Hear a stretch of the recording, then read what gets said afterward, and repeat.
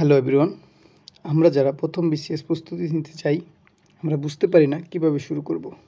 তখন আমরা আমাদের পাশের বড় ভাই বা আশেপাশের যাদের কাছে যাই, সবাই তখন একটা কথাই বলে, বিসিএস প্রস্তুতির ক্ষেত্রে কোনটা পড়ব তার চেয়ে বেশি ইম্পর্ট্যান্ট কোনটা বাদ দিব।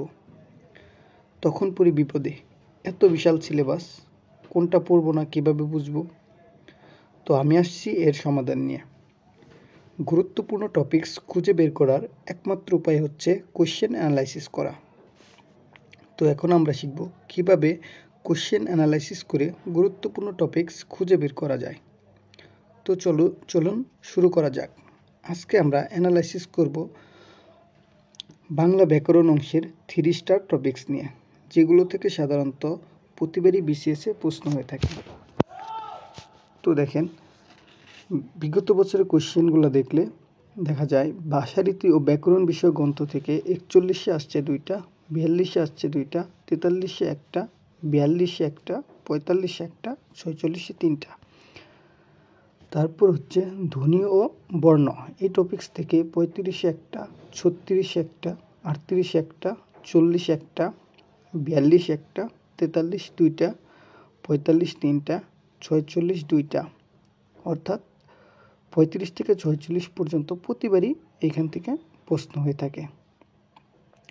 তারপরে টপিকস হচ্ছে শব্দ, 35 একটা, 36 একটা, 37 একটা, 38 একটা, 39 একটা, 40-এ 2টা, 41-এ একটা, 42 একটা, 43 একটা, 44-এ 2টা, 45-এ 2টা, 46-এ 2টা। অর্থাৎ এটা হচ্ছে মোস্ট ইম্পর্ট্যান্ট একটা টপিক, যেখান থেকে 35 থেকে 46তম পর্যন্ত প্রত্যেকবারই প্রশ্ন হয়ে থাকে।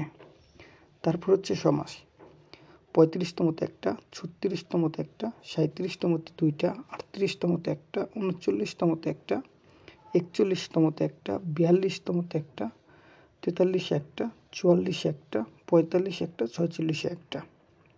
অর্থাৎ এখান থেকেও প্রতি বছরই প্রশ্ন হয়ে থাকে। তারপর হচ্ছে 5 নম্বরে ধাতু ও প্রকৃতি প্রত্যয়, এখান থেকে 35-এ একটা, 36 একটা, 37-এ 2টা, 38 একটা, 39 একটা, 41 একটা, 42 একটা, 43 একটা, 44 একটা, 45 একটা ও 46তমতেও একটা। অর্থাৎ এটা হচ্ছে আরেকটা ইম্পর্টেন্ট টপিকস। তারপর হচ্ছে বাক্য, বাক্য থেকে 35-এ আসছে একটা, 36-এ আসছে একটা, 38-এ আসছে একটা, 41-এ একটা, 42 একটা, 43 একটা, 44 একটা। এরপর হচ্ছে 3 স্টার টপিক্সের মধ্যে লাস্ট টপিক্স হচ্ছে বানান শুদ্ধি, এখান থেকে 35-এ 3টা, 36-এ একটা, 38-এ 2টা, 40-এ 2টা, 41-এ 2টা, 43-এ একটা, 44-এ একটা, 45-এ একটা, 46-এ 2টা। অর্থাৎ এখান থেকেও প্রতি বছর প্রশ্ন হয়ে থাকে। আমরা যদি এই টপিকসগুলো থেকে শুধু দেখতে যাই, তাহলে দেখতে পাবো 46তম বিসিএসে এই 7টা টপিক্স থেকেই প্রশ্ন আসছে 10টা, 45তমতে আসছে 8টা, 44তমতে আসছে 9টা। অর্থাৎ এইখান থেকেই প্রতি বছর 8 থেকে 10টা প্রশ্ন হয়ে থাকে। তো আমরা যদি এইগুলো মোস্ট ইম্পর্টেন্ট টপিকস ধরে পড়ি, তাহলে আমাদের পড়া খুব সহজ হয়ে যায়। তো এরকম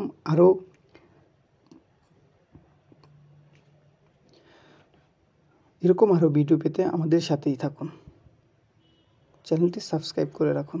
ধন্যবাদ।